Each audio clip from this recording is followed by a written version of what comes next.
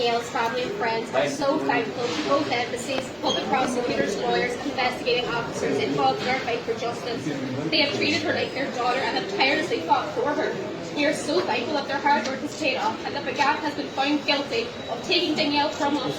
We have lost nearly 8 years of our lives fighting for Danielle, and we are so thankful that we can now start grieving her immeasurable loss. She made the most of her 28 years and lived every day to the fullest. She was so kind and always so happy. She didn't deserve what he put her through. We are so grateful to have been able to be here for the verdict and to see Goan that Danielle loved so much. Thank you. Sir, what is the convicted for the offences? Okay. Convicted under 302, 376 and 20. Now on the Question read वाला it has been argued that matter is kept on Monday 7th. What was the plea to the court after the conviction? But I did not read the order. I cannot tell you. Sorry? What was the plea to the court after the conviction? It is not on the point of sentence. On the point of sentence. Yeah, the plea was that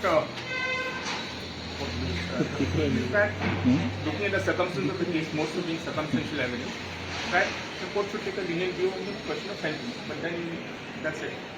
What was the court's any remarks that made by the court? The matter is kept on Monday.